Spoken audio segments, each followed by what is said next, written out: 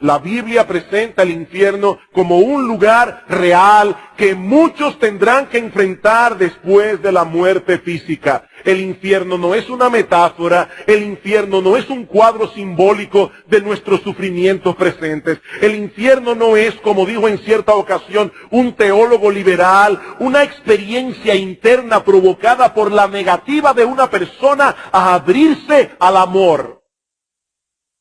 No. En la parábola del rico y Lázaro, en Lucas 16:28, Jesús presenta a este hombre rico describiendo el infierno como este lugar de tormento. Este lugar de tormento. Y la palabra que aparece allí es la que normalmente se usa en la Biblia, en el Nuevo Testamento, para referirse a un lugar. La palabra griega topos, de donde proviene nuestra palabra topografía. De igual manera dice la Biblia de Judas en Hechos capítulo 1, versículo 25, que luego de quitarse la vida, se fue a su propio lugar. O como lo traduce alguien, se fue a donde merece estar. El infierno es un lugar real, creado por Dios. ¿Dónde se encuentra? No lo sabemos, porque la Biblia no lo revela. Durante la Edad Media era común pensar que el cielo se encontraba en algún lugar encima de nosotros y el infierno en algún lugar debajo de nosotros, pero hoy sabemos que las expresiones arriba y abajo en relación con el universo no tienen ningún sentido. No tienen ningún sentido. Lo que es arriba para nosotros es abajo para los chinos. Y viceversa. Hace unos años un periódico finlandés anunció que en la década de los 80 unos científicos rusos habían encontrado el infierno. Supuestamente perforando un pozo en Siberia, un pozo de 14.4 kilómetros de profundidad y con un aparato receptor ultra sensible, habían registrado el sonido de millones de voces humanas gritando en angustia. Si nunca han oído ese video, yo lo he visto y lo he oído. Según este grupo de científicos, también registraron que en ese lugar había una temperatura estimada en 1100 grados Celsius, unos 2000 grados Fahrenheit. Por supuesto, habría que preguntarse cómo los aparatos de grabación pudieron resistir una temperatura semejante. ¿Y por qué esperaron tanto tiempo para dar a conocer una noticia tan extraordinaria? ¿No eso es un engaño? Un engaño muy elaborado. Nosotros no tenemos idea de dónde se encuentra localizado el infierno en este universo creado por Dios. Pero no hay ninguna duda de que la Biblia lo presenta como un lugar real. En segundo lugar, la Biblia también enseña que el infierno es un lugar de castigo justo y terrible. La Biblia también enseña que el infierno es un lugar de castigo justo y terrible. Yo sé que aquí estoy entrando en un terreno que para muchos es odioso en extremo. El concepto de castigo en la sociedad occidental se ha convertido en un tabú. Muchas personas consideran que la idea de castigar es barbárica, primitiva, algo que no es digno de una sociedad civilizada. Y si a esto añadimos el relativismo moral que permea nuestra sociedad, entenderemos por qué esta enseñanza bíblica del juicio y del castigo resulta hoy día tan chocante. Alguien ha dicho que la creencia más fundamental en la cultura americana es que la verdad moral es relativa a cada conciencia individual. Consecuentemente, nuestra cultura no tiene problemas con un Dios de amor que nos apoya sin importar cómo vivamos, pero objeta fuertemente la idea de un Dios que castiga a las personas. Esta mentalidad caracteriza el espíritu de nuestra época. En la antigüedad, la mayoría de las personas pensaban que existía un orden moral, objetivo, absoluto, al cual los hombres debían adaptarse independientemente de nuestros gustos, independientemente de nuestras preferencias personales. Ahora, yo no estoy diciendo con eso que en la antigüedad la mayoría de las personas se sometía a ese orden moral, porque no era así. Pero en la mente de muchas personas este concepto estaba tan claro como la luz del mediodía. Pero entonces llegó la ciencia moderna en el siglo XVI, irónicamente promovida en un principio por la idea de que un Dios racional había creado el universo y que había dado al hombre la capacidad de aplicar su razón para entender ese universo racional. Sepan esto, amados hermanos y amigos que están aquí de visita en esta mañana, es por la influencia de la cosmovisión cristiana que nace la ciencia moderna. Pero poco a poco comenzó a desarrollarse en el hombre moderno la mentalidad de que la ciencia era el único medio para poder conocer con certeza las cosas. Lo que no se puede probar por la ciencia no se puede conocer. Y muchos llegaron a pensar también que la ciencia podía aplicarse para transformar el orden natural a nuestra conveniencia. De manera que ya no tenemos que controlar nuestros deseos para que encajen con la realidad. No, ahora podemos transformar la realidad para que encaje con nuestros deseos. En otras palabras, ya no hay un orden moral preestablecido al que debemos someternos. No, ahora corresponde a cada individuo o a cada conglomerado social decidir lo que está bien, decidir lo que está mal. Pero imagínense a una persona que ha comprado esta religión, porque es una religión. Imagínense a una de estas personas religiosas que ha comprado esta filosofía y que opina, por ejemplo, que el sexo fuera del matrimonio es perfectamente apropiado porque el sexo es una inclinación natural en el hombre. ¿Cómo reaccionará este individuo cuando le digamos por medio de la Biblia que algún día Dios castigará a los adúlteros y a los fornicarios? ¿Cómo reacciona este individuo? Se siente altamente ofendido, se siente abusado porque se han pisoteado sus derechos.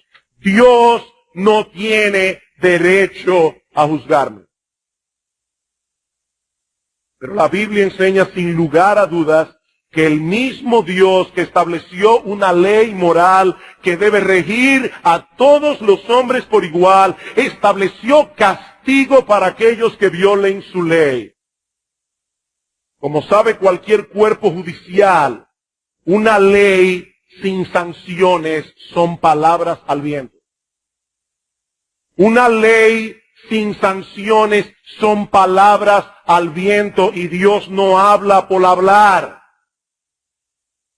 En Mateo capítulo 26, versículo 46, el Señor Jesucristo nos dice que los impíos irán al castigo eterno, castigo eterno.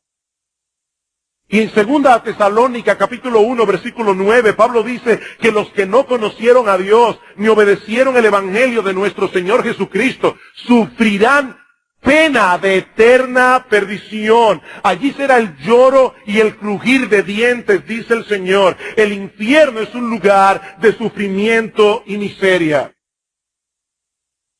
Eso lo vemos más claramente al considerar el origen histórico de la palabra Gehenna, que es la que normalmente aparece en griego y que se traduce en español infierno. Alrededor del año 750 a.C., subió al trono de Judá un hombre impío llamado Acaz. Y una de las atrocidades que este rey idólatra cometió fue la de sacrificar a sus propios hijos al dios amonita de Moloc en el valle de los hijos de Hinnom, o valle de Hinnom, un lugar ubicado al sudoeste de Jerusalén. Este rey impío fue sucedido por su hijo Ezequías, un hombre temeroso de Dios que abolió las prácticas idolátricas de sus padres.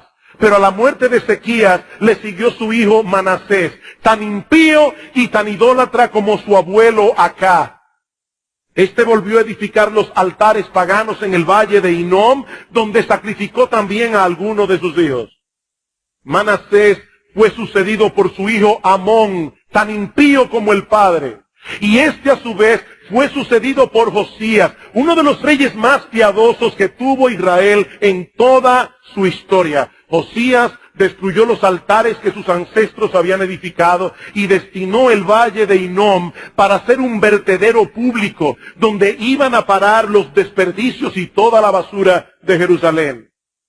Más tarde este lugar fue escogido para arrojar los cuerpos de animales muertos, así como los cadáveres de los criminales que se pudrían allí o eran consumidos por el fuego, un fuego que ardía continuamente porque siempre había algo que quemar.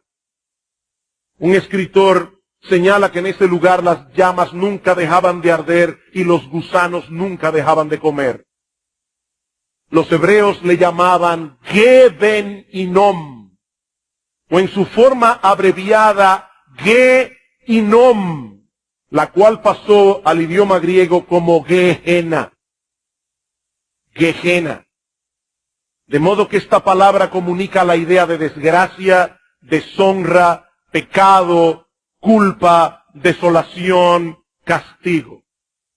Esta palabra aparece 12 veces en el Nuevo Testamento, 11 de ellas fueron pronunciadas por Cristo mismo. Y su enseñanza no deja lugar a dudas en cuanto a la terrible realidad del infierno. En Mateo 5:29, Cristo advierte del peligro de ser arrojado con todo tu cuerpo en el Gehenna, en el infierno. En Mateo capítulo 23, versículo 33, menciona a los hipócritas que no podrán escapar de la condenación del infierno. Cuando envió a los 12 discípulos a predicar el Evangelio y sabiendo de antemano que habrían de enfrentar muchas dificultades y muchas persecuciones, Cristo les dice: no temáis a los que matan el cuerpo, mas el alma no pueden matar. Temed más bien a aquel que puede destruir tu cuerpo y tu alma en el Gehenna, en el infierno.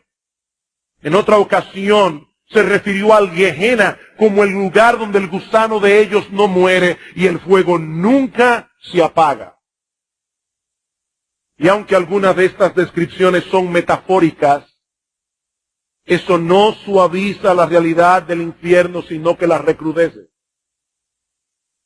Porque la realidad siempre será peor que aquello que se usa como una simple comparación. El infierno es un lugar de castigo justo y terrible. Como vimos la semana pasada, la Biblia nos revela un Dios perfectamente bueno, pero también como un ser perfectamente santo, perfectamente justo, un Dios que de ningún modo tendrá por inocente al malvado, un ser que es indiferente a la maldad, que es indiferente a la injusticia, no es bueno en ningún sentido. Si nuestro Dios no es un Dios justo, entonces sería el diablo. Y como criaturas creadas a su imagen y semejanza, todos nosotros aquí podemos entender ese concepto, por más que algunos se empeñen en sacarlo de sus mentes y de sus conciencias.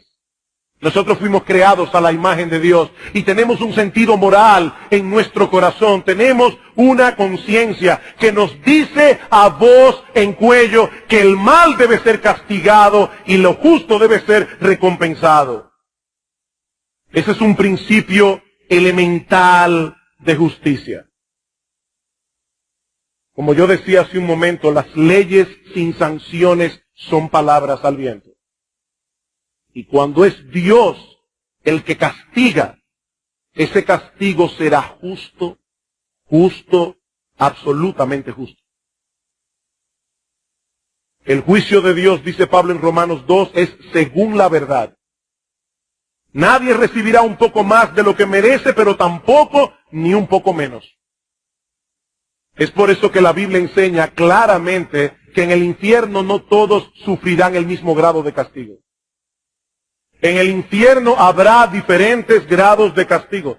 Dice en Lucas capítulo 12, versículo 47, aquel siervo que conociendo la voluntad de su Señor no se preparó recibirá muchos azotes, mas el que sin conocerla hizo cosas dignas de azote Será azotado, pero poco, porque todo aquel a quien se le haya dado mucho, mucho se le demandará, y al que mucho se le haya confiado, más se le pedirá. El castigo será proporcional al conocimiento y a las oportunidades.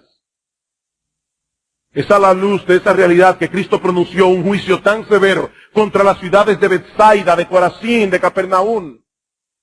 Dice que comenzó a reconvenir a las ciudades en las cuales había hecho muchos milagros, porque no se habían arrepentido. Estas personas tuvieron a Cristo allí, predicando el Evangelio y mostrando su poder a través de milagros, y aún así no se arrepintieron. Dice Cristo, ¡ay de ti, Corazín! ¡Ay de ti, Betsaida! Porque si en Tiro y en Sidón se hubieran hecho los milagros que han sido hechos en vosotras, tiempo ha que se hubieran arrepentido en cilicio y ceniza. Por tanto os digo que en el día del juicio será más tolerable el castigo para Tiro y para Sidón que para vosotras. Tiro y Sidón eran dos ciudades reconocidas por su idolatría. Y dice el Señor, el castigo para los idólatras será más tolerable que el castigo que recibirán aquellos que conocían el mensaje del Evangelio y aún así lo pisotearon. ¡Ay de ti, Capernaum, que eres levantada hasta el cielo! Hasta el Hades serás abatida. Porque si en Sodoma se hubieran hecho los milagros que han sido hechos en ti, habrían permanecido hasta el día de hoy. Por tanto os digo que en el día del juicio será más tolerable el castigo para Sodoma, una ciudad llena de homosexuales, una ciudad llena de lesbianas. El castigo para esos homosexuales y para esas lesbianas será más tolerable que el castigo que recibirán aquellos que pisotearon el Evangelio de Jesucristo, habiéndolo conocido. Esa es la enseñanza de Cristo. Hablando a los líderes religiosos de su tiempo, hombres que tenían mucho conocimiento de la Biblia, pero lo usaban engañosamente para fines egoístas.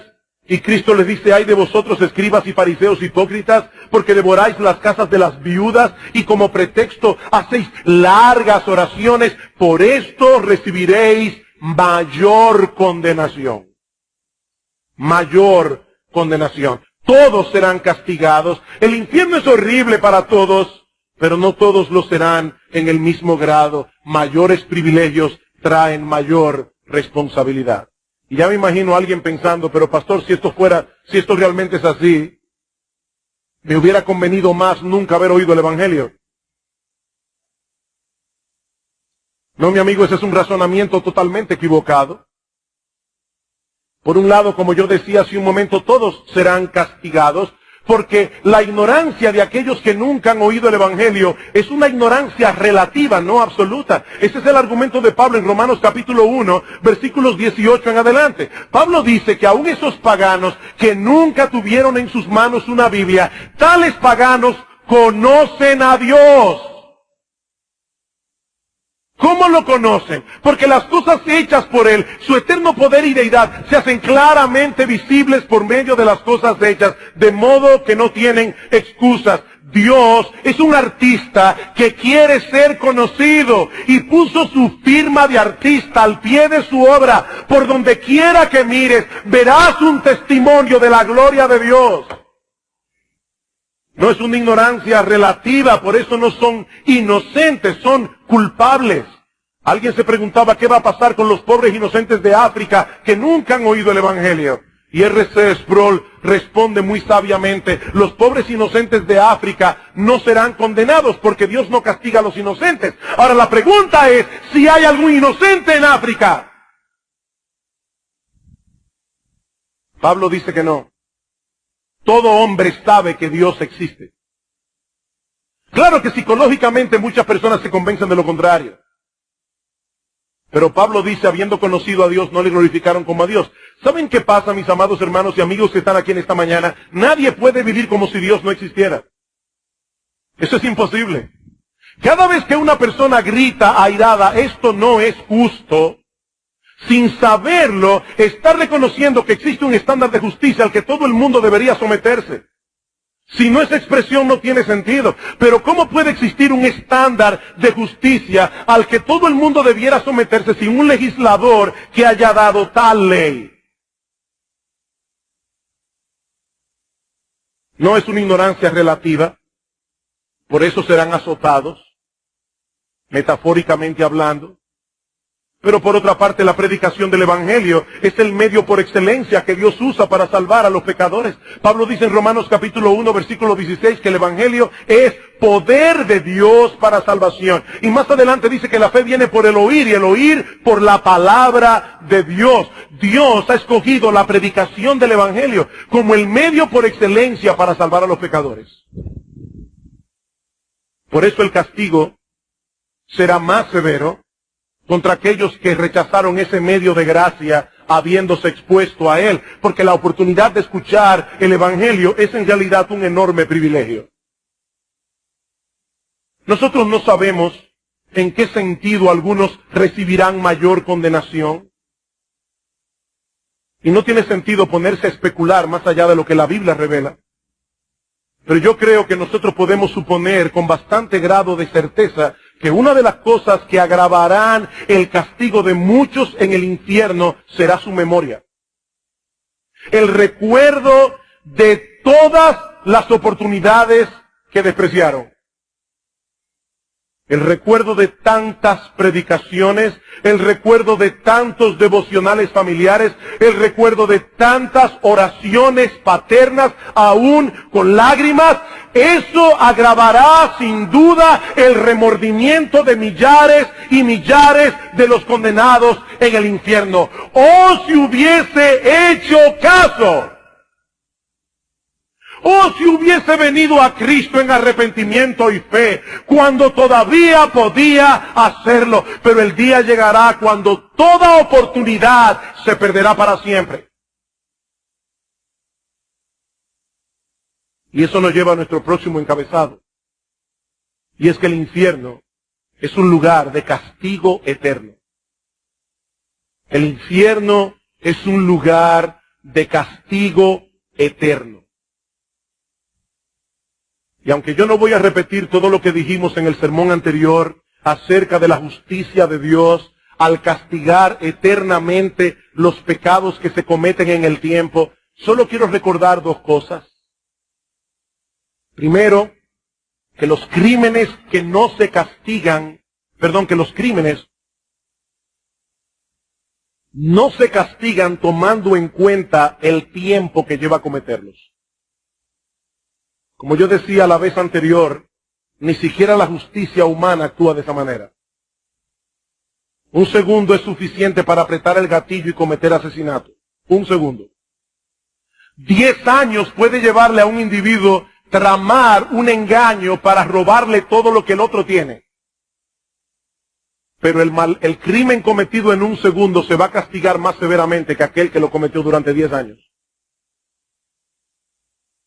Lo que se toma en cuenta al imponer un castigo no es la cantidad de tiempo que lleva a cometerlo, es la dignidad del ser que fue dañado u ofendido con el crimen. Imagínense por un momento cualquiera de estos niños que están aquí sentados en esta mañana, que de repente un día el padre los ve pisoteando un gusano. Y el padre le dice, niño, mi hijo, no seas cruel, ni siquiera con un gusano, a menos que ese gusano estuviera en un lugar inconveniente. Pero yo no me imagino a ese padre llamando al niño y diciéndole, ¡oh, tú perverso! ¡Qué cruel eres! Maltratando a ese pobre gusano. No. Ahora, si el padre viera a ese mismo niño maltratando al gato de la casa, probablemente la reacción sería diferente. Porque un gato no es lo mismo que un gusano en nuestra mentalidad. Nosotros le asignamos un valor diferente. Ahora, si el padre encuentra a ese niño torturando a uno de sus hermanos, entonces la situación sería 1000 veces peor. El problema del pecado es que se trata primariamente de una ofensa contra Dios. Y Dios es infinitamente digno de ser adorado, infinitamente digno de ser obedecido. Todo pecado que el hombre comete contra Él merece una pena infinita. Todo pecado.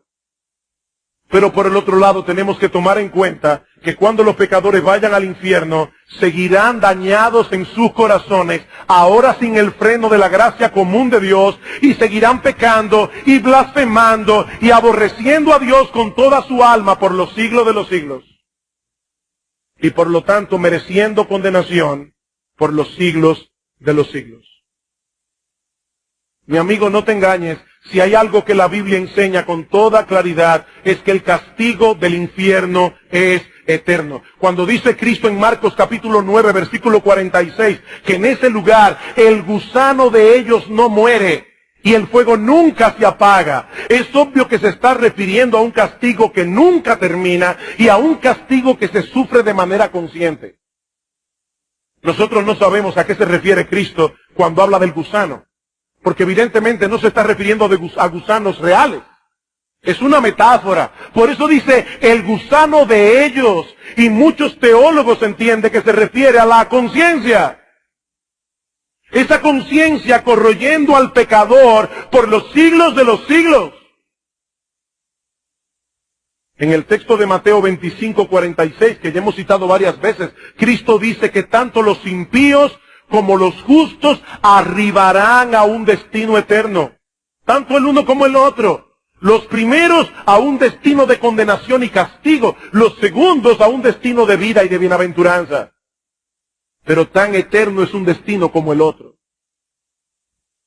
En el texto que leímos en 2 Tesalónica 1:9, Pablo dice, sufrirán eterna perdición. El profeta Daniel nos dice que los condenados sufrirán vergüenza y confusión perpetua. En 2 de Pedro 2:4 se habla de prisiones eternas. En el versículo 7 de Judas se habla del castigo del fuego eterno. Y en el versículo 13 de eterna oscuridad. Dios se empeñó en dejar señales claras de advertencias para que no hubiese ninguna duda al respecto. El castigo del infierno es eterno. Eterno. Nosotros no podemos ni siquiera comprender ese concepto.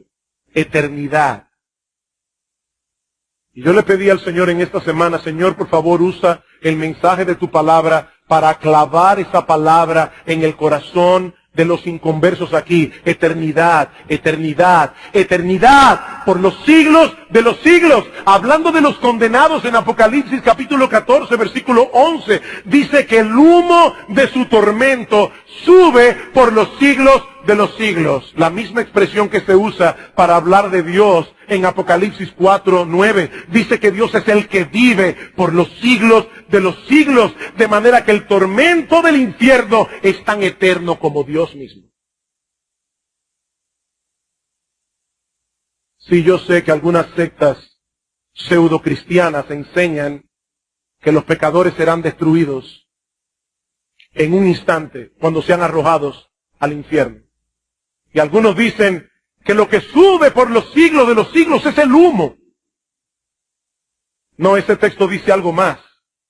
Dice, y serán atormentados, no tienen reposo de día ni de noche. No tienen reposo de día ni de noche. Queridos hermanos y amigos que están aquí en esta mañana, por más duras que suenen estas palabras, es imposible evadir la enseñanza de la Biblia al respecto. El infierno es una terrible realidad. Tan terrible que Dios el Hijo se hizo hombre para sufrir el infierno en la cruz del Calvario y así poder proveer al hombre salvación gratuita por medio de la fe. Pero aún hay algo más. Y es que el infierno fue preparado para el diablo, para sus ángeles y para todos aquellos que decidan seguir sus caminos. para todos aquellos que mueran con su puño alzado contra Dios. Alguien decía en un tono de burla blasfemo que el infierno estará lleno de gente interesante. El infierno estará lleno de gente interesante. Recuerdo en mis primeros días como cristiano predicando el evangelio en la universidad que un burlador me dijo algo similar. Y fulano va a estar en el infierno. Entonces fulana, tal actriz, estará en el infierno. Pues allí donde yo quiero ir. La Biblia lo plantea de otra manera. Mi amigo, la Biblia lo plantea de otro modo. Cristo habla del infierno como un fuego preparado para el diablo y sus ángeles. El infierno es un terrible lugar preparado especialmente para criaturas demoníacas. Ese es su destino. Y es interesante notar que esto es algo que los mismos demonios conocen. En cierta ocasión Cristo visitó una sinagoga y había allí un hombre endemoniado que de inmediato comenzó a dar voces diciendo: ¡Ah! ¿Qué tienes con nosotros, Jesús Nazareno? ¿Has venido para destruirnos? Y en una situación similar en Lucas capítulo 8, versículo 31, dice que los demonios le rogaban al Señor que no los enviase al abismo. Ellos conocen perfectamente cuál es el destino que les espera, pero como no tienen un átomo de bondad, tratan de llevarse consigo al mayor número de personas a través del engaño y de la seducción. De manera que ese horrible lugar que fue originalmente destinado, diseñado para el diablo y sus ángeles, recibirá en su seno a todos aquellos que decidan seguir los caminos del diablo en oposición a los caminos de Dios. Apocalipsis capítulo 21, versículo 8. El apóstol Juan viene describiendo lo que será la gloria del creyente en el cielo. Y dice en el versículo 7, el que venciere heredará todas las cosas y yo seré su Dios, él será mío, pero los cobardes, los incrédulos, los abominables, los homicidas, los fornicarios, los hechiceros, los idólatras y todos los mentirosos tendrán su parte en el lago que arde con fuego y azufre, que es la muerte segunda.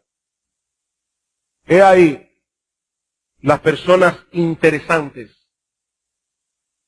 que encontrarán los impíos en el infierno. Todos los cobardes estarán allí, todos los incrédulos, todos los abominables y homicidas, todos los fornicarios, todos los hechiceros, todos los idólatras, todos los mentirosos. Y fíjense que esta profecía tan dura se encuentra precisamente en el lugar donde se habla del cielo. El cielo es un lugar donde los santos disfrutarán de la presencia especial de Dios por los siglos de los siglos. Es en ese contexto que se escribe Apocalipsis 21:8. El paraíso perdido en el huerto del Edén vendrá a ser el paraíso recobrado por la obra redentora de Cristo. Pero es precisamente esa presencia especial de Dios la que los pecadores rechazan con todas las fuerzas de su ser. Por eso decíamos el domingo pasado, citando a C.S. Lewis, que al final de cuentas solo hay dos tipos de personas en el mundo. Aquellos que dicen a Dios, hágase tu voluntad, y aquellos a quienes Dios dirá al final de sus días, hágase tu voluntad. Me rechazaste con todas las fuerzas de tu ser. Oíste mi llamado de gracia una y otra vez. Pisoteaste el Evangelio y con él la sangre preciosa de Cristo. Ahora que toda oportunidad se perdió, hágase tu voluntad. Eso fue lo que quisiste. Eso es lo que recibirás por los siglos de los siglos.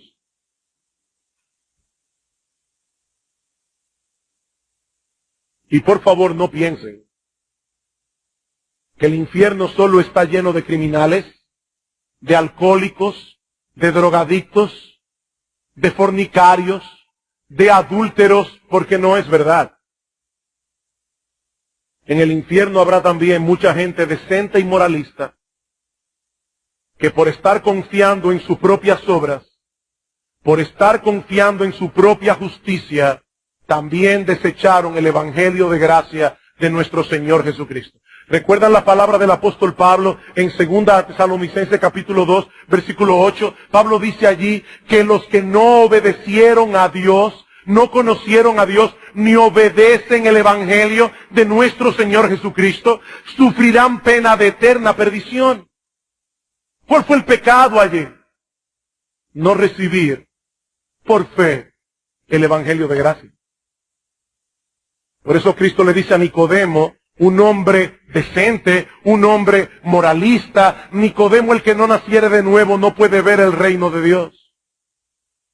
El que cree en el Hijo de Dios tiene vida eterna, dice en Juan 3:36, pero el que rehúsa creer en el Hijo no verá la vida. No importa qué tan decente, no importa qué tan popular sea en la alta sociedad.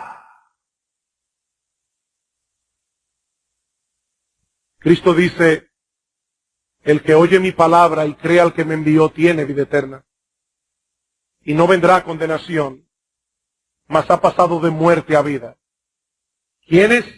Los que se guardan de adulterio, los políticos que no son corruptos, los que no roban lo que no les pertenece, no.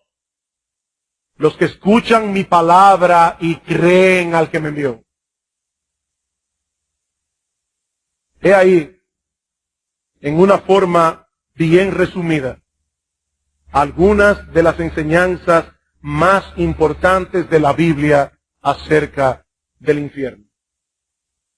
El infierno es un lugar real, el infierno es un lugar de castigo, el infierno es un lugar de castigo eterno, el infierno fue preparado para el diablo, para sus ángeles, pero también irán a parar allí todos aquellos que murieron en sus pecados, enemistados contra Dios. Indudablemente se trata de una doctrina difícil de asimilar, aún para nosotros los creyentes. Aún para nosotros los creyentes. ¿Saben por qué? Porque nosotros no tenemos un concepto adecuado de la horrible naturaleza y culpabilidad del pecado.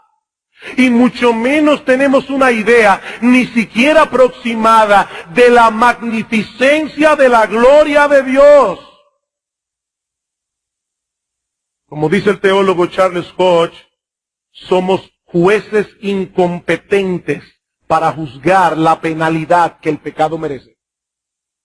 Somos jueces incompetentes para juzgar la penalidad que el pecado merece. Alguien decía que si una persona tuviese un concepto adecuado del pecado, no se extrañaría de que Dios envíe pecadores al infierno. De lo único que se extrañaría es de que Dios lleve a pecadores perdonados al cielo. Si nosotros pudiéramos ver por un instante el infierno desde la perspectiva de Dios, ¿qué veríamos? Si nosotros pudiésemos ver el infierno desde la perspectiva de Dios, ¿qué veríamos? He aquí a un Dios glorioso, santo, todopoderoso, digno de toda gloria, de toda magnificencia. Y ese Dios decide crear. Y entre todas las criaturas que Él hace al hombre, y solamente al hombre, a su imagen y semejanza. Un ser que tiene intelecto, un ser que tiene emociones, un ser que tiene raciocinio, un ser que puede interpretar los hechos. Y Dios se encarga de hacer una creación lo suficientemente maravillosa como para que no hubiese dudas en cuanto al hecho de que fue Él que la hizo. Y le dio al hombre la capacidad de entender esa evidencia. Pero ese hombre también era un ser libre.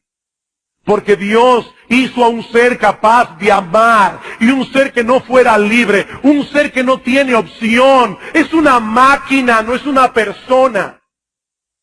Y ese ser libre en su libertad escoge el pecado, escoge seguir la mentira del diablo, escoge voluntariamente darle las espaldas a Dios. Y de inmediato ese Dios comienza a revelar a través de las Escrituras su maravilloso, extraordinario plan de salvación. En el mismo huerto del Edén, Dios le dice al hombre y a la mujer que habría de nacer uno de la raza humana que habría de aplastarle la cabeza a la serpiente antigua que se llama Diablo y Satanás.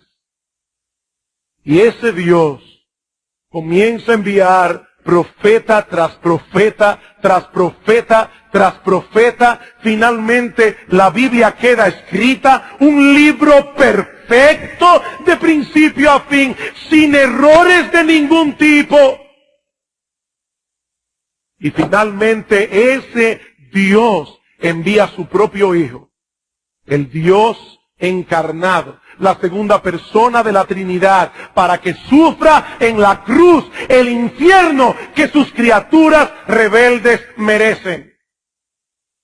Y ahora ese Dios, durante 2000 años, ha estado enviando a sus siervos, muchos de los cuales han tenido que sufrir vergüenza, vejación, persecución, para predicar este glorioso evangelio, este glorioso mensaje de salvación. Y para colmo, Dios ha puesto en el corazón de cada hombre una conciencia, un tribunal moral.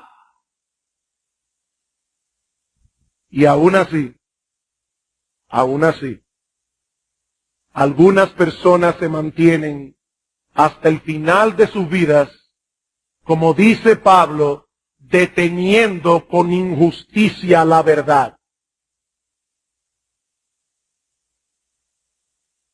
¿Y es Dios injusto por enviarlos al infierno? Sí, esta es una enseñanza difícil de asimilar, pero sería una inmensa crueldad de nuestra parte dejar de advertir al pecador del terrible destino que les espera si mueren en sus pecados, por el temor de que no nos vean como fanáticos y como irracionales. Eso sería una crueldad. No es casualidad que Jesús hablara del infierno más que nadie. No es casualidad que Él presentara esta doctrina en una forma tan vívida y tan aterradora. No es casualidad. Y es que nadie conocía como Él los horrores del infierno. Horrores que hicieron necesarios su encarnación y su muerte en la cruz del Calvario. ¿Saben por qué Jesucristo habló tanto del infierno? ¿Saben por qué lloró sobre Jerusalén? Precisamente porque Él vino a buscar y a salvar lo que se había perdido. Y nadie será salvo sino hasta que vea el terrible peligro en que se encuentra. Mi amigo, el infierno es una realidad aterradora de la que debes procurar escapar cuando todavía puedes hacerlo. Pero mi amigo, es mi deber decirte que esa oportunidad es ahora. Esa oportunidad es ahora. Porque ninguno de nosotros puede estar seguro de que tendremos un mañana del que podremos disponer. Yo no puedo imaginar siquiera cómo será ese instante, ese momento en que un pecador traspasa el umbral de la eternidad. Y ese instante, ese momento en que repentinamente se da cuenta de que toda esperanza de salvación ha terminado por siempre.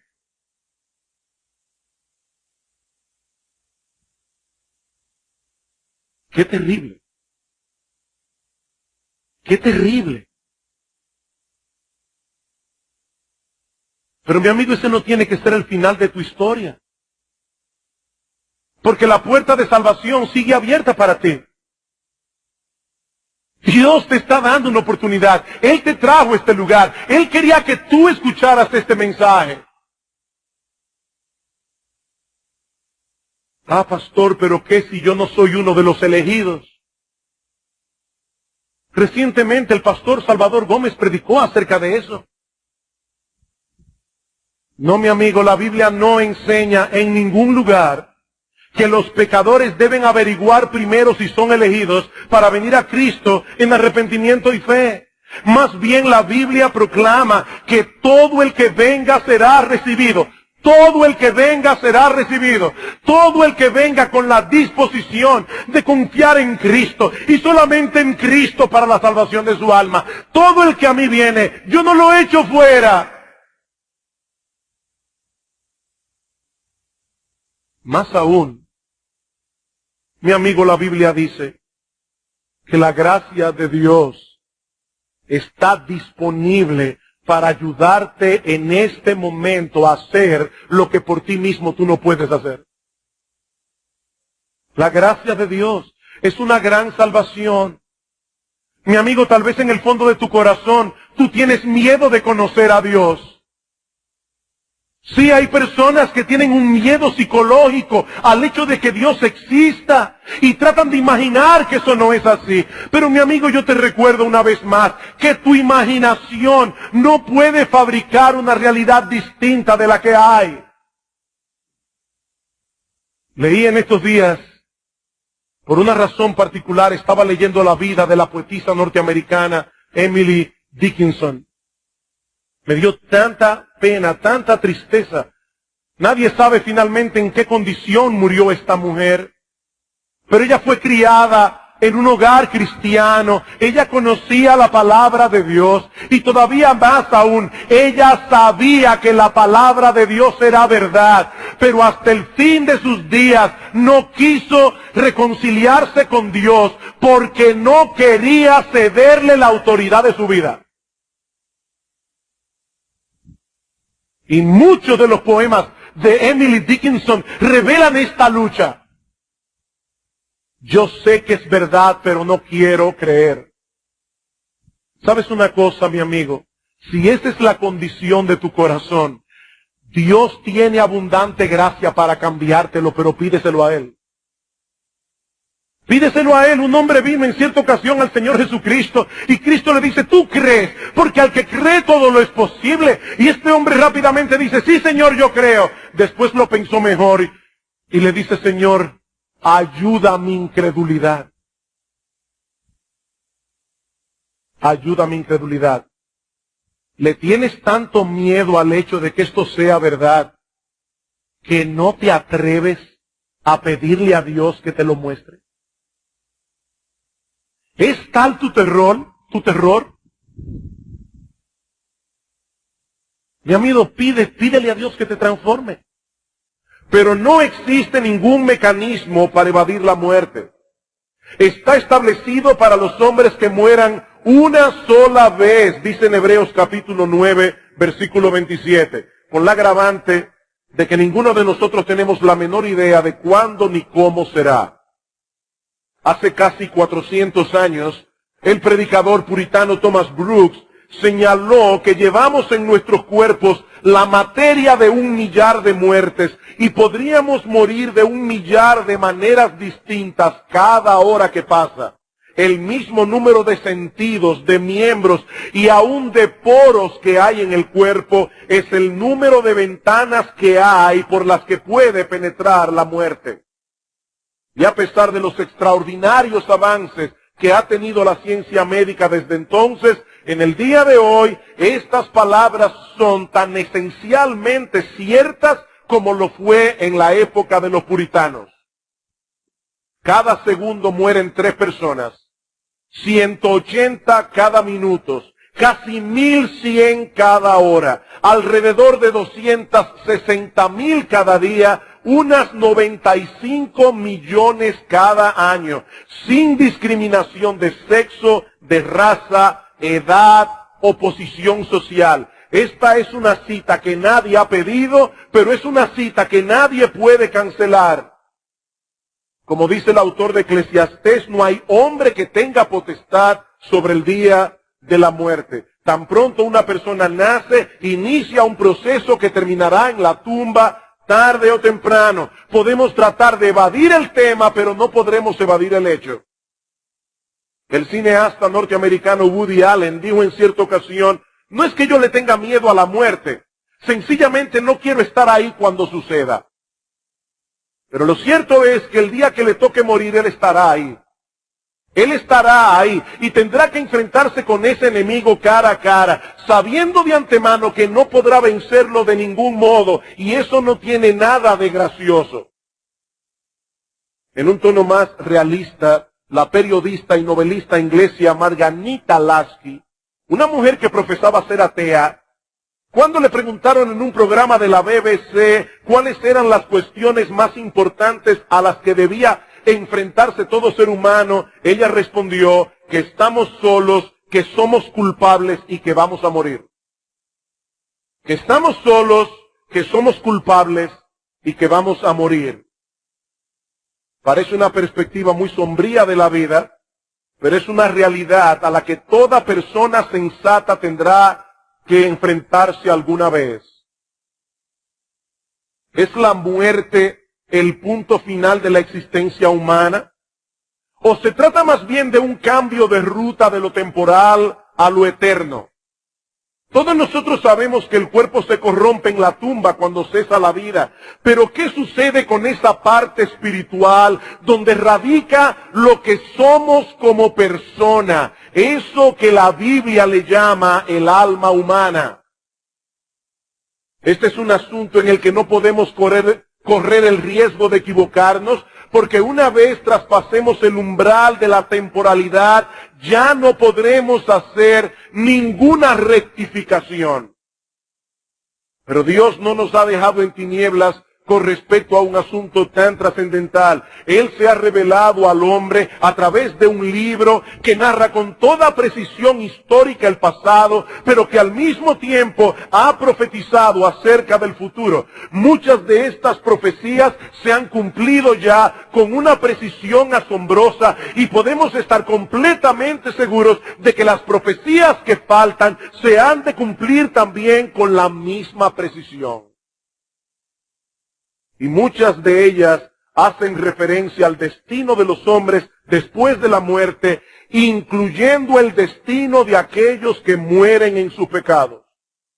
Sí, yo sé que este no es un tema que predicamos con agrado, eso lo hemos dicho ya, pero no estamos siendo insensibles al exponerlo.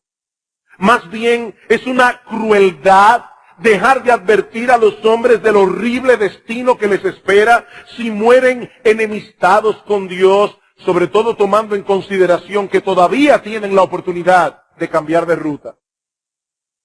No ha habido nadie ni lo habrá en toda la historia que haya sido más sensible y tierno que nuestro Señor Jesucristo.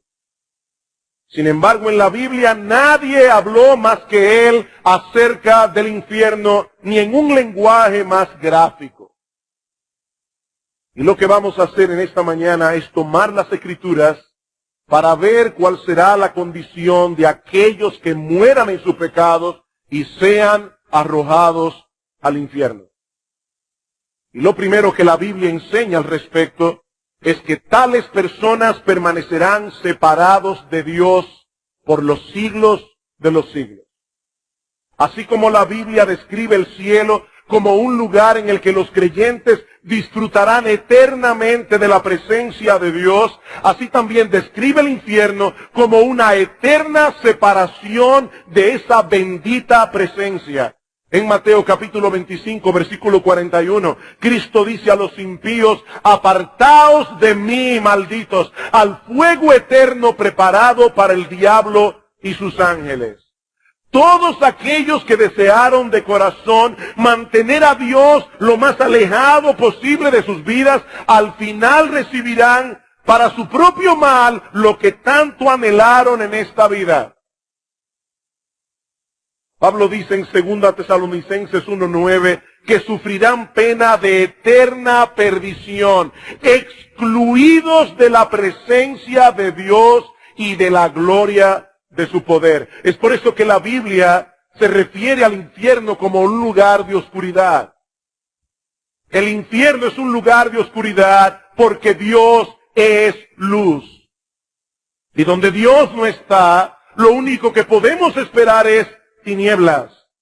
En varias ocasiones Cristo se refirió al infierno llamándole las tinieblas de afuera, y hablando de aquellos que han decidido abandonarse a sus impulsos pecaminosos, Pedro dice que les está reservada la más densa oscuridad para siempre. A muchas personas no les causa ningún terror escuchar que el infierno es un lugar donde los hombres estarán eternamente separados de Dios, y hasta es posible que algunos lo vean como un alivio. A mí no me interesa Dios. Yo no quiero tener ninguna cercanía con Él. Saber que lo voy a tener eternamente separado de mí, para mí es un alivio.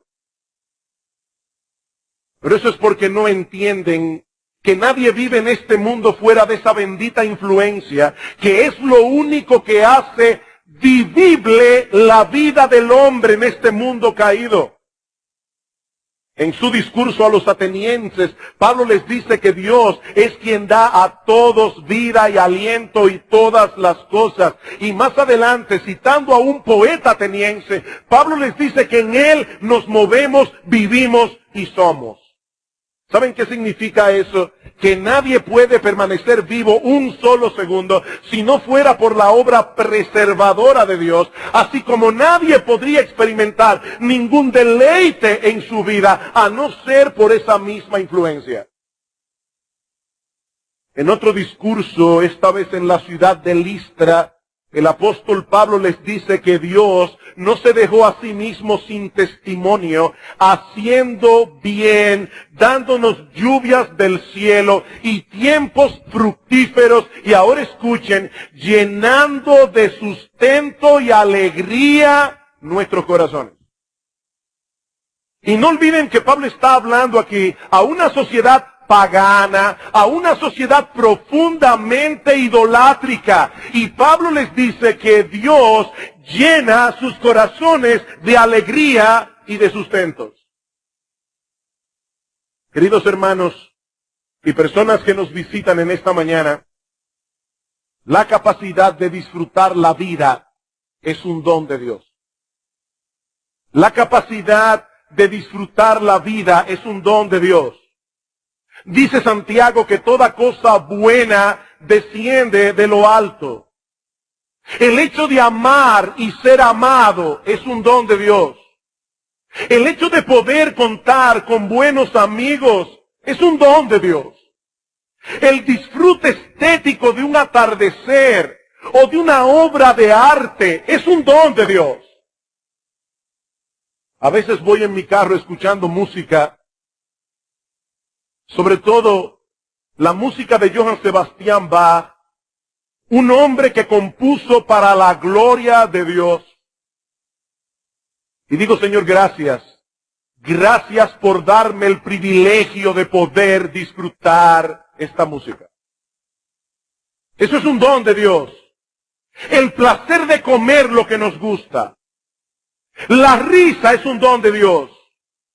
El hecho de poder descansar y renovar nuestras fuerzas es un don de Dios.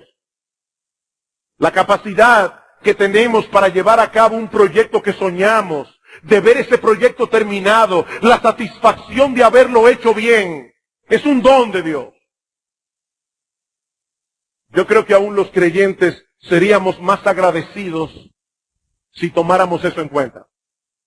Pablo dice en Colosenses capítulo 3, versículo 17, que todo lo que hagamos debemos hacerlo en el nombre del Señor Jesús, dando gracias a Dios Padre por medio de Él. Señor, gracias por esta comida.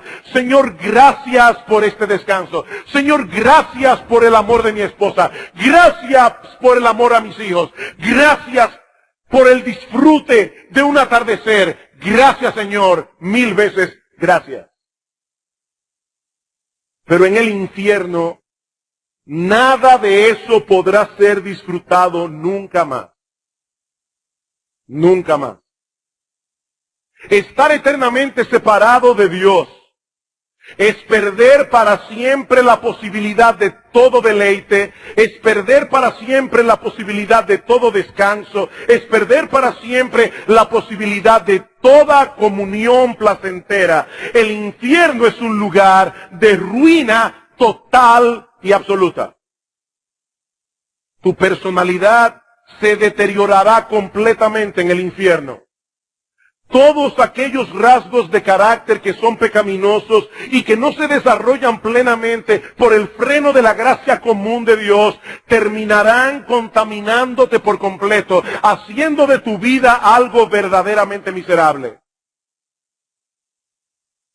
Como alguien ha dicho, tus pasiones bajas aumentarán sin freno. Todo lo que hace honorable de la vida humana será quitado de ti. La existencia más miserable en este mundo es un paraíso comparado con el infierno. Por eso es que la Biblia se refiere al infierno como un lugar de eterna perdición. Eterna perdición. Yo no sé cuántos de ustedes han reparado alguna vez en las implicaciones de esa palabra. La Biblia habla de los pecadores como personas que están perdidas. Ese es el mensaje central de las 3 parábolas del Señor que nosotros encontramos en el capítulo 15 del Evangelio de Lucas. Allí se habla de una oveja perdida, de una moneda perdida, de un hijo perdido. Cuando una cosa está perdida, ya no tiene utilidad para su dueño. Una llave perdida no puede abrir la puerta de mi casa. Una llave perdida no puede encender mi automóvil. La llave sigue teniendo la capacidad de ser útil. Una vez la encuentre, yo puedo volver a usarla como antes, pero mientras esté perdida, ya no me sirve para nada. Pues de la misma manera, el hombre fue creado para glorificar a Dios y gozar de Él por siempre. Pero como está perdido, Él no puede funcionar para lo que fue creado. En ese sentido, el hombre está arruinado. El hombre se ha vuelto inútil. En ese sentido. Esa es la descripción que Pablo nos da en Romanos capítulo 3. Como está escrito, no hay justo ni aún uno, no hay quien entienda, no hay quien busque a Dios. Todos se desviaron, a una se hicieron inútiles. No hay quien haga lo bueno, no hay ni siquiera uno. Espiritualmente hablando, el hombre está arruinado por causa de su pecado. Arruinado. ¿Sabes cuál es la buena noticia? Que Cristo vino a salvar y a buscar lo que se había perdido. Cristo vino a buscar y a salvar lo que se había perdido. Esa es la enseñanza de Lucas 15. En esta vida todavía hay oportunidad de ser encontrado y reparado. Todavía hay oportunidad de restauración. Pero en el infierno esa oportunidad habrá pasado para siempre. Es por eso que Cristo se refiere al infierno como el Gehenna. ¿Qué era el Gehenna? El vertedero público de Jerusalén, donde iba a parar toda la basura. Mis hermanos y amigos, ¿cuáles son las cosas que van a parar al vertedero? Todo aquello que su dueño desecha para siempre, aquello que ha perdido ya toda utilidad. Por eso Dallas Willard le llama al infierno el basurero cósmico del universo. El basurero cósmico del universo. Todo lo que va a parar allí ya está completamente arruinado. Eso es el infierno.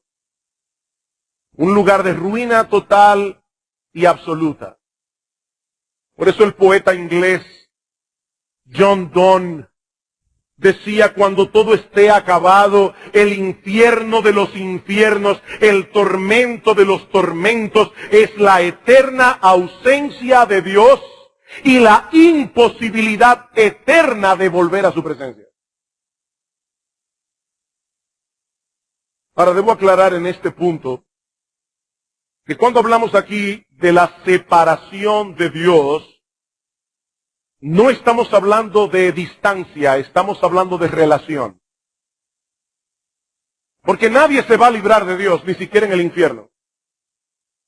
No estamos hablando de distancia, estamos hablando de relación. Yo puedo salir de viaje y mantenerme unido en una relación cercana con mi esposa, al mismo tiempo que dos esposos pueden estar bajo el mismo techo y estar completamente distanciados.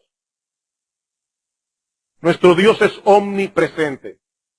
Y por lo tanto los habitantes del infierno experimentarán en toda su plenitud la ira y la justicia de su presencia. Como decíamos en un sermón anterior, sí, ciertamente el Dios de la Biblia es un Dios de amor. Pero también dice la Biblia que nuestro Dios es un Dios de toda justicia. Por eso dice en Hebreos capítulo 10, versículo 31, que es horrenda cosa caer en las manos de un Dios vivo. Y más adelante añade que nuestro Dios es fuego consumidor. Sí, Dios es amor. Pero precisamente porque Él es amor y es justicia, Dios está airado contra el pecado.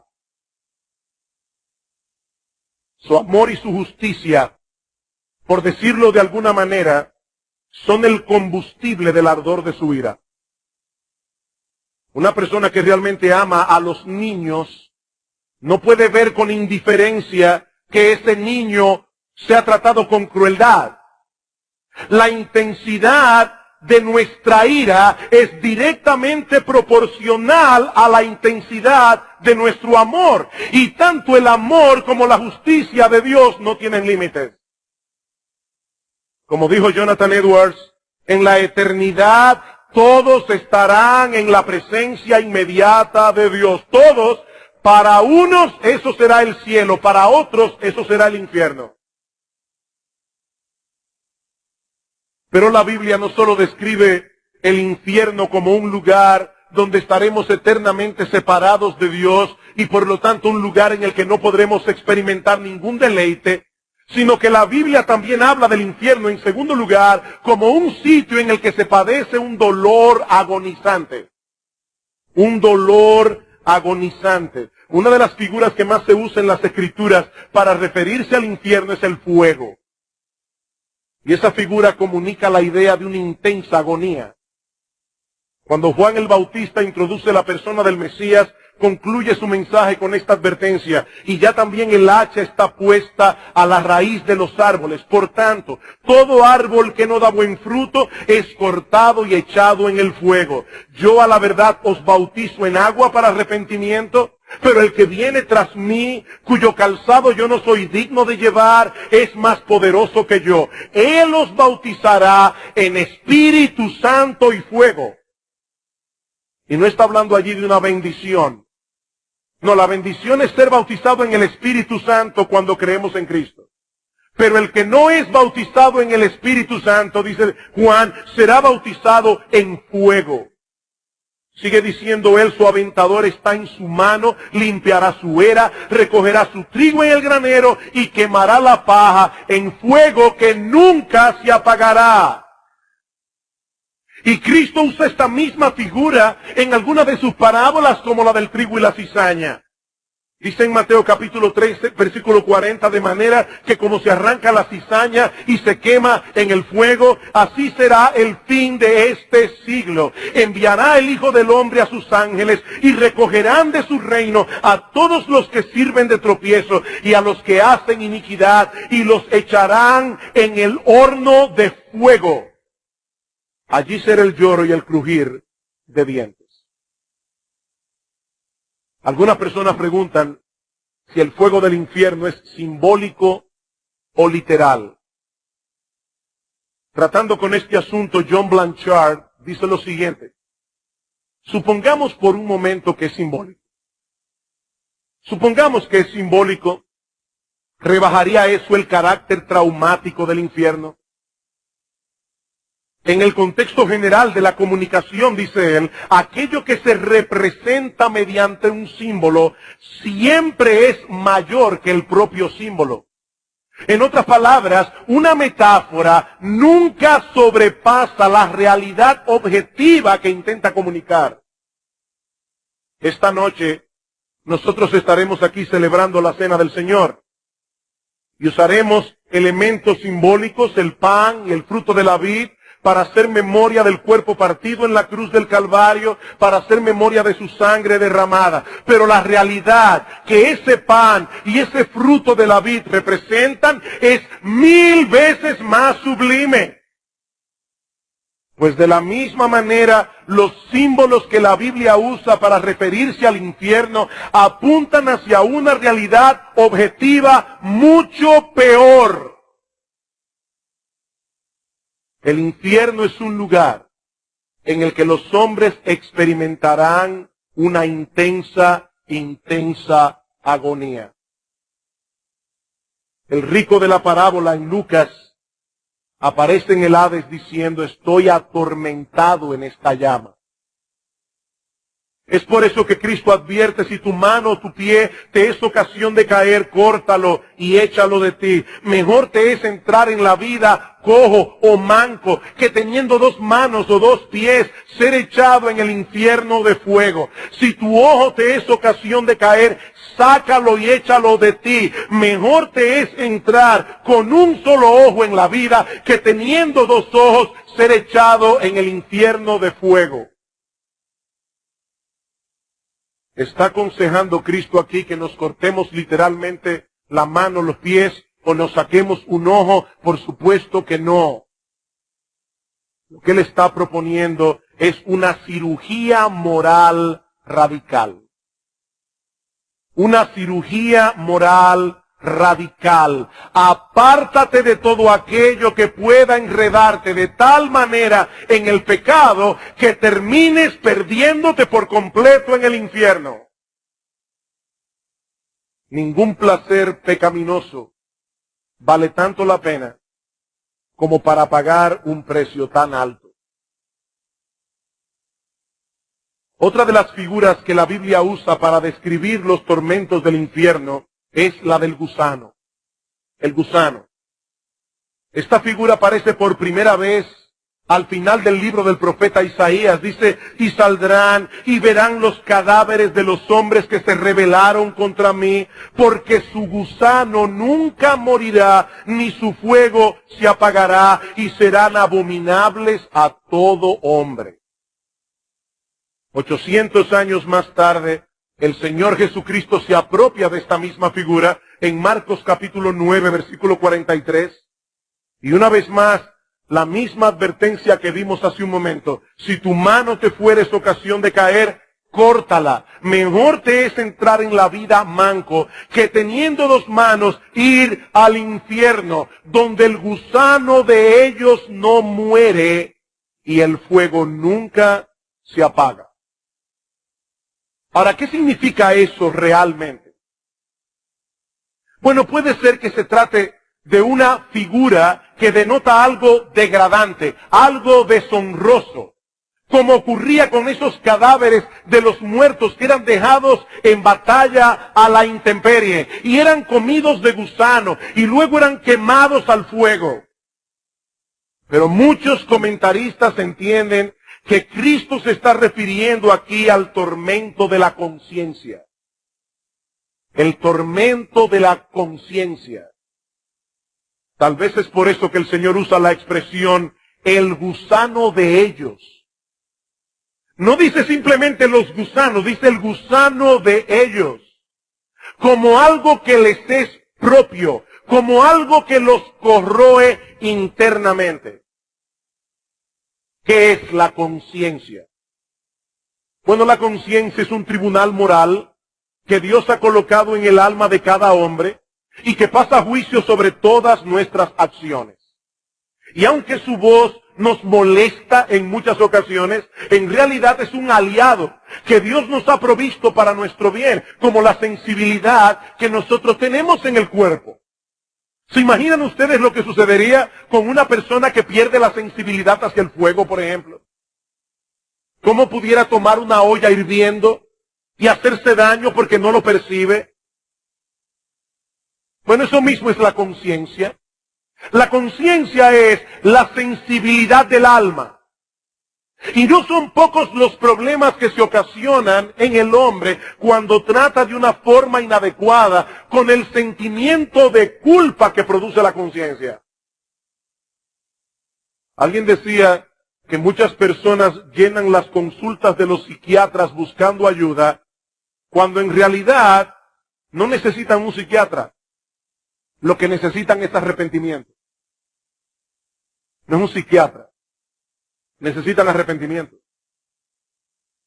Es por eso que tantas personas buscan todas las maneras habidas y por haber para embotar sus sentidos.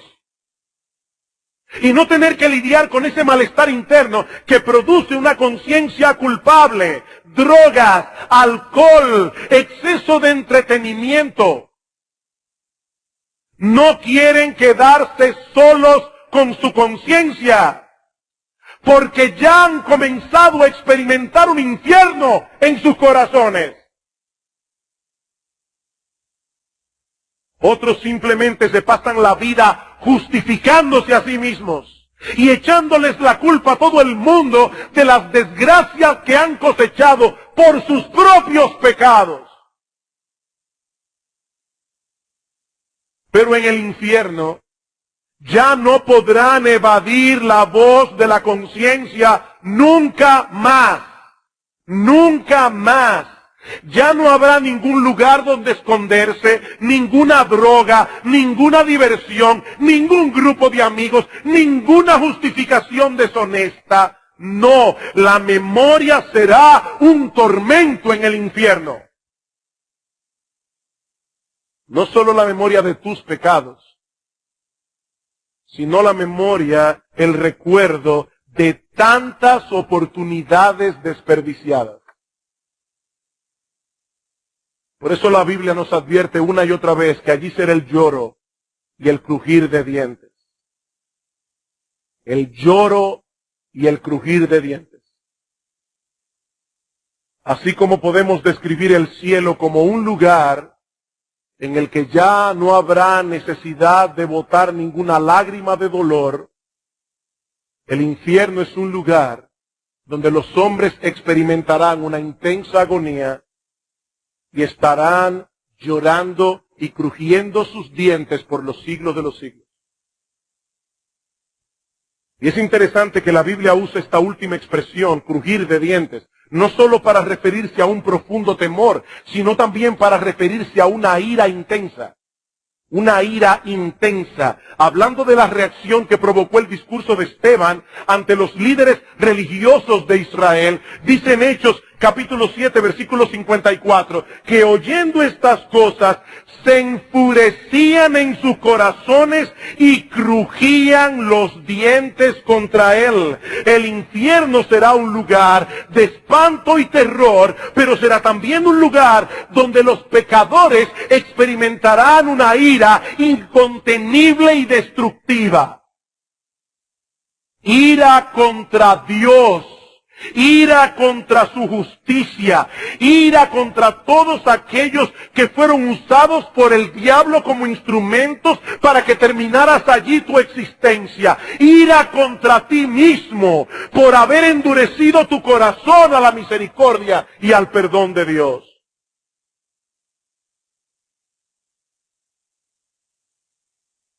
Finalmente, y en una forma mucho más breve, la Biblia también enseña que los tormentos del infierno no cesarán jamás. Que los tormentos del infierno no cesarán jamás. Y yo no voy a repetir aquí otra vez todos los textos que citamos el domingo pasado para probar este punto, pero si hay algo claro en las Escrituras es que el infierno es un lugar de castigo eterno. Eterno. Cristo dice en Mateo capítulo 25, versículo 46, que de la misma manera que los justos heredarán la vida eterna, así también los impíos sufrirán una condenación perpetua. Mi amigo, ese es el asunto que hace del infierno algo tan aterrador. La perspectiva de una existencia eterna en eterna condenación. Como dijo en cierta ocasión Jonathan Edwards, la eternidad es el aguijón del infierno. La eternidad es el aguijón del infierno. ¿Alguna vez te has desvelado durante la noche sin poder conciliar el sueño por horas y horas? Yo lo he experimentado. Y no es una sensación que anhelo ni me deleita. Y miras el reloj, anhelando que llegue la mañana, y haces el esfuerzo por no pensar en la hora, pero cuando vuelves a mirar al reloj, pensando que ha pasado mucho tiempo, apenas van 15 minutos desde la última vez que lo miraste. Imagínate esta misma experiencia por los siglos de los siglos, sabiendo de antemano que la mañana nunca llegará y tendrás una idea aproximada de lo que debe ser estar en el infierno. Es por esa razón que Cristo echó mano de las imágenes más crudas para advertir a los hombres acerca de ese horrible lugar. Este no es el tipo de cosas en los que nosotros queremos comportarnos en una forma políticamente correcta. No, este no es el momento para tratar de ser polite. No, mi amigo. Toda esta semana he estado buscando en mi mente las palabras y las frases más adecuadas para poder impactar tu corazón, para poder hacerte reaccionar por el poder del Espíritu Santo, que usa la predicación del Evangelio para despertar el corazón de aquellos que están durmiendo. Porque lo cierto es que si aún no has venido a Cristo en arrepentimiento y fe, estás en grave peligro. En grave peligro. Mi amigo, por amor a tu alma inmortal, por amor a ese aspecto de tu personalidad que no se pudrirá en el infierno, porque el alma es imposible de desintegrarse, por amor a esa alma inmortal, no tomes en poco las advertencias del Hijo de Dios. Porque es obvio que para él estas enseñanzas acerca del infierno no eran un mero ejercicio académico acerca de un tema interesante. ¿Quieres saber qué tan horrible debe ser esa realidad? Considera el hecho de que Dios, el Hijo, la segunda persona de la Trinidad, el Rey de Reyes, el Señor de Señores, el Creador y sustentador del universo, decidió asumir una naturaleza humana semejante en todo a la nuestra, pero sin pecado, para poder pagar en una cruz el rescate del pecador al precio de su propia vida.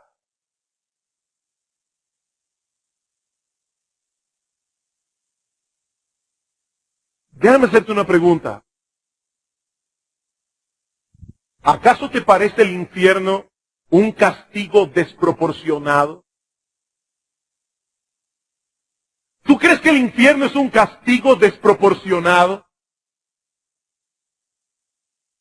Si es así, déjame decirte algunas cosas para terminar. En primer lugar, no olvidemos lo que decíamos en el primer sermón, y es el hecho de que los que terminen en el infierno eligieron voluntariamente ese destino. Es que solamente hay dos opciones, solamente dos posibilidades. O estás con Dios o estás en su contra. Y los que terminen su existencia en el infierno escogieron separarse de Dios, alejarlo lo más posible de sus vidas, y eso es lo que a final de cuentas obtendrán. Mi amigo, no lo olvides. Nadie terminará su existencia en el infierno habiendo querido ir al cielo. Habiendo querido ir al cielo por la presencia de Dios allí. Nadie. Dice Cristo, todo el que a mí viene yo no lo echo fuera. Buscad y hallaréis, llamad y se os abrirá. Nadie terminará en el infierno habiendo deseado de todo corazón terminar su existencia en la presencia de Dios, teniendo comunión con Dios, deleitándose en Él. Nadie. Ese será el destino que los hombres, lamentablemente algunos de los cuales pueden ser que estén aquí en esta mañana, elegirán voluntariamente y recordarán estas palabras y recordarán este sermón por los siglos de los siglos.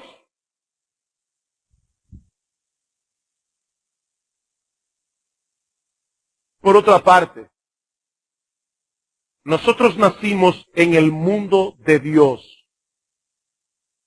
Y por lo tanto, no estamos en posición de evaluar sus leyes. No estamos en posición de evaluar las sanciones que Dios le impone a aquellos que violen sus leyes. Nuestra única opción es someternos a Él. Someternos a sus preceptos.